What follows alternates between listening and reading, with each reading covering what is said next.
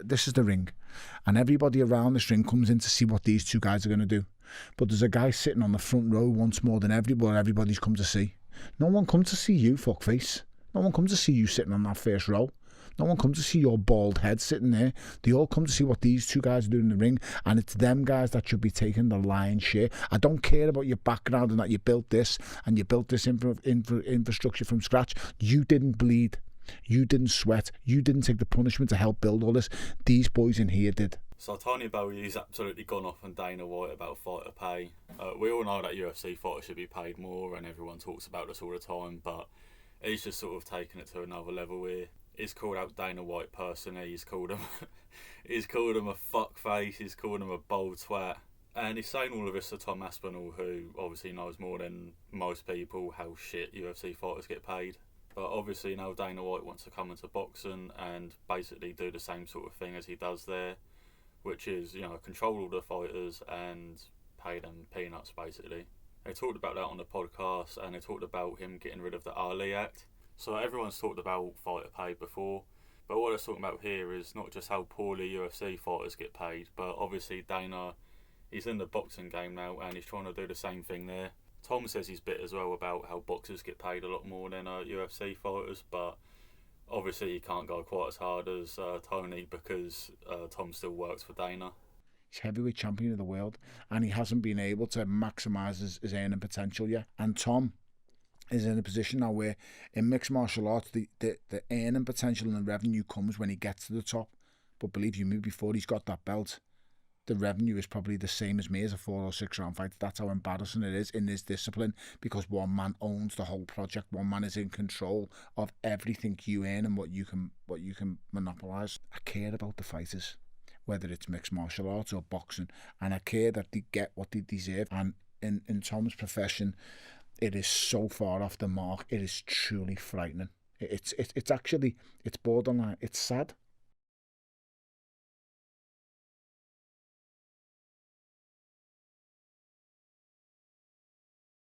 Boxers obviously don't always get paid a lot of money, but at the top they get paid so much more than UFC fighters. Tony's talking about how before he was even a world champion, he was being paid the same amount as Tom, who's obviously the world heavyweight champion at the moment. And Tony was obviously a big name, but before he fought David Haye, he wasn't really that big of a name. It wasn't until after he fought Haye and obviously Usyk in his last fight where he became a big name, and he was obviously making a lot of money. But even before then, when he wasn't, one of the most talked about fighters in the world, he was making as much as the UFC heavyweight champion. And I never really thought about it much until I started being until this like boxing thing started, and then started being friends with boxers and stuff, and then I'm like, they are making a lot more money than we are. But I'm still not like hung up on the money thing. No, of course. It's more like, I think you should be respected, yeah, financially. It's not about like making tens of millions and stuff like that. It's more about like, this is what I put my body through. I want respect from me and my family because of it. They also touch on how Dana was basically playing down Tom's injury, and honestly, I just think this guy's one of the most disrespected fighters I've ever seen in the UFC. I don't get how people can play down that injury. Cyril Gane had his fingers in his fucking eyes. It was disgusting. Obviously people want to see fighters fight, but I mean, that geezer's had eye surgeries. He's not just making it up, is he? You know what I mean? He obviously wants to fight. Were you surprised when Dana initially came out? Obviously Cyril Gane's got his fight now, but keeps kind of making the comments about exaggerating the injury regardless of the fact that it's all documented. Yeah. Does he? Is that what he's saying? He said, he's not said it in so many words, but he's alluded to it a little bit. He's implementing it. I would love for that to be the case. It's been a freaking shit time. Tony says as well that Conor doesn't even get paid as much as what he should, and that's fair, really. I mean, he gets crazy money, but you look at how much he would earn if he was in boxing, it's just ridiculous. You look at how much people like Crawford and Canelo and that have made. There's no way near as big as McGregor, really. I mean, Canelo, he's massive, but still, none of them are the level of McGregor, and he's made no way near as much as them. when, you know, the whole conversation comes up about what boxers earn and then what the MMA fighters earn, the last person who's going to be a sitting duck Charlie, is... it all comes down to it's a perspective, and it's all within, what's the word I'm looking for? They're not, what you generate in boxing, you get once you get to the highest level. It's all relevant. So, and in UFC, it's never been relevant. What the guys generate, there's only one man I can think, and even he's not getting paid. Conor? What? Yeah, he's the only one. And believe you me, what he's generating, he's still only getting a fraction of. But it's so big what he's generating. They've actually given him a piece of the pie and gone, we've got to give him this because we've never seen anything like him. This is what infuriates me about it, because all that I really care about is the fighters. Tony then talks about how Dana wants to get rid of the Ali Act, which is just such a terrible idea. I don't think anyone's on board with that. I think it's just such a disgusting and greedy thing to do by Dana.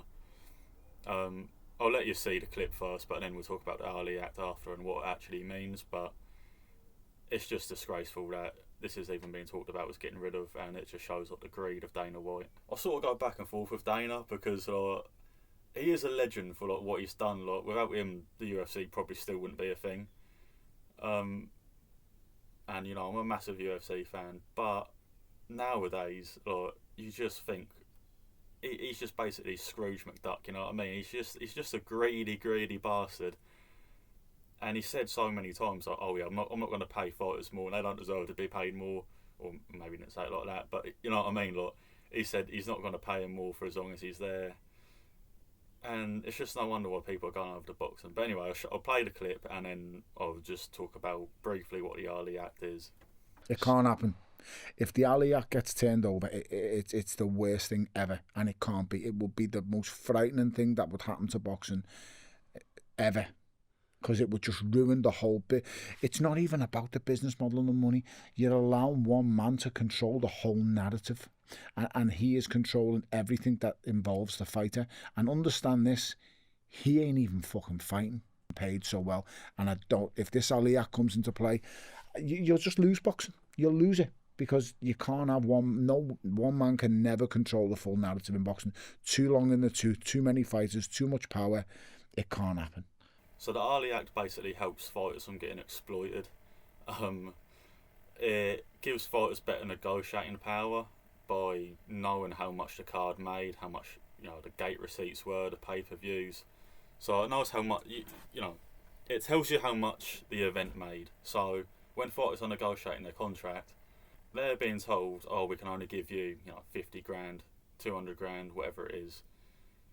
You can say, "Well, no, look, I know how much this fight made, and I'm obviously the fighter. I deserve to get paid more than that." So it opens things up a bit for negotiation. The fighters get a little bit more power and can hopefully get paid more what they deserve. Another thing about the Ali Act is promoters can't lock you into a contract for more than a year, which Dana likes to do a lot. We've seen the types of contracts that some of them get offered. I mean, some of them get like an 8, 9, 10 fight contract, and obviously they're signing it, so it's their choice as well. But how many fighters have we seen that have been locked into these big contracts and then they can't negotiate at all? I think Masvidal, he comes to mind. He was in this big contract. He became a big star. And then, he's stuck with making the same amount of money when he's just become 4, 5, 6 times bigger than what he was. And like I say, obviously these fighters are signing these contracts, but you have to think they're probably being made really to sign some of these contracts. Like they can't just go off and sign with someone else and make more money really, most of the time anyway. And obviously everyone just wants to fight in the UFC. So he basically just wants one big dictatorship in boxing, just like what he does in the UFC. And I think Tony's just called it out perfectly. He's called it for what it is, which is scummy. It's a dictatorship. He's basically like the bloody wants to be the Kim Jong-un of boxing. And it's just disgusting, really. Everyone's obviously talked about fighter pay before and how UFC fighters deserve more, but no one's. Well, I haven't seen anyone really talk too much about how he wants to do the same thing in boxing, and I just think Tony's explained it really well. Dana actually got asked about this at the Canelo Crawford press conference, and just look at his reaction. Look how rattled he gets. I mean, fair play to the reporter for asking him that, because he's not used to hard questions nowadays. He used to have some tough questions back in the day, but he's obviously got rid of all the proper journalists that actually ask questions. He just gets the same old, oh, you know, how do you think this fight's going to go? What's going to happen Saturday night? Are you going to win? Because you don't want hard questions, but fair play to this guy for actually asking one, because it's in boxing, so he doesn't have any control over the reporters yet. But I'm sure he wants to. Why then do you want to make sweeping changes to the Muhammad Ali Reform Act that is meant to protect fighters, to bring about a business model that currently has your company already paid out $375 million in antitrust lawsuits and has 2 potential pending class action lawsuits on the way as well?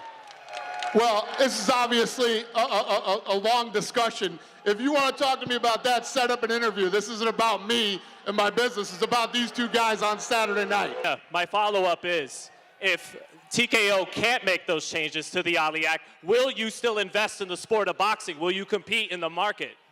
Listen, if you want to be an asshole, let's do it in private and we can do an interview.